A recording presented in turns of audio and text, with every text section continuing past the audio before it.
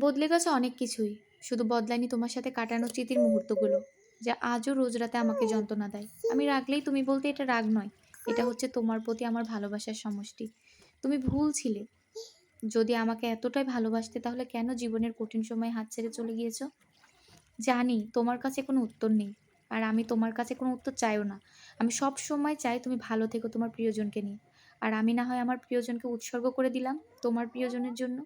আমার একটাই মিনতি, তার সাথে এমন কোনো গল্প শুরু করো না, যার শেষ তুমি না করতে পারো। ভালো থেকো তুমি। ইতি তোমার প্রাক্তন। ছেড়ে তো গিয়েছই। তবে এখন এই ভুল ধারণায় বেঁচো না যে এখনো তোমায় আমি বেকার মতো ভালোবাসি, বোকার মতো ভালোবাসি। ভীষণভাবে ঘৃণা জন্মে গিয়েছে কথাটার উপর। আর এই জন্যই তো তোমার থেকে রূপে, গুণে, চরিত্রে, ব্যবহারে হাজার গুণ ভালো কাউকে সুযোগ থাকার পরও গ্রহণ করতে পারি না। আর ইচ্ছে হয়নি। তাই সব প্রস্তাবের উত্তর না দিয়েছি। বন্ধুদের সাথে দিব্যি অনেক ভালো আছি। মুখ খোলার আগেই বুঝে যায় তারা সবকিছু। রাগ করলে সরি বলে না তারা। বলে বাড়ি এসে মারবো কিন্তু। না আছে এদেরকে আরো কাছে পাওয়ার লোভ, না আছে এদেরকে হারিয়ে ফেলার ভয়। শুধু আছে ভরসা আর ভরসা। এখন বুঝি আবেগে বন্ধুদের আড্ডা ছেড়ে ভুল জায়গায় সময় দিয়েছিলাম? ভাবতেই অবাক লাগে। কতটা বোকা ছিলাম আমি। ভেবো না, তোমাকে আমি ভুলে গিয়েছি। সহজে ভোলার পাত্র তুমি না। আমি চাই না আমাদের আর কখনো দেখা হোক। আমিও তো দেখি আমার মতো কে রাখে আর কে ভালোবাসে। আর কখনো এটা চিন্তাও করো না যে আমি ভালো নেই। আমি আমাকে নিয়ে খুব ভালো আছি। এখন কারো জন্য আমার আর নিচু হতে হয় না। কারো মন রক্ষা করতে হয় না। কেউ কিছু মনে করলো কিনা ভাবতে হয় না।